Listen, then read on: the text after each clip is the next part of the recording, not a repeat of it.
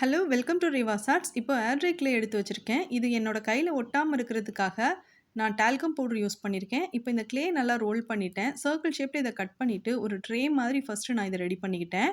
இந்த ட்ரே பர்ஃபெக்டான சர்க்கிள் ஷேப்பில் இருக்கணும் அப்படின்னு எந்த அவசியமும் கிடையாது. நம்ம வந்து ஒரு பாண்ட் மாதிரி தான் செஞ்சிட்ருக்கோம். இப்போது இதை எடுத்து சைடில் வச்சுட்டு திரும்பவும் க்ளே எடுத்திருக்கேன். இந்த க்ளேயை நான் வந்து ரோல் பண்ணியிருக்கேன். ஒரு சைடு தின்னாக இருக்கிற மாதிரியும் இன்னொரு சைடு திக்காக இருக்கிற மாதிரியும் ரோல் பண்ணிவிட்டு தின்னாக இருந்த சைடை வந்து நல்லா கையில் வச்சு ரோல் பண்ணி எடுத்து வச்சுருக்கேன். இப்போது திக்காக இருக்கிற சைடை நான் ரோல் பண்ணி எடுத்துக்கிறேன். நான் வந்து ஒரு ஸ்வான் தான் செஞ்சுக்கிட்டு இருக்கேன். அதனால் இதோட ஷேப் வந்து கரெக்டாக இருக்கிற மாதிரி நான் பார்த்துக்கிறேன்.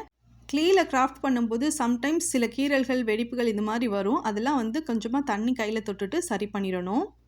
இது கம்ப்ளீட்டாக ட்ரை ஆன பிறகு க்ளூ அப்ளை பண்ணிவிட்டு இந்த 2 ஸ்வானும் ஒன்றோட ஒன்றா பார்த்துட்ருக்குற மாதிரி வச்சு நான் ஸ்டிக் பண்ணிவிட்டு ஒயிட், ஸ்கை ப்ளூ, கோல்டன் கலரில் பெயிண்ட் பண்ணியிருக்கேன். இந்த ட்ரிங்கர் ட்ரை பிடிச்சிருந்தா வீடியோக்கு லைக் பண்ணுங்கள். தேங்க்யூ.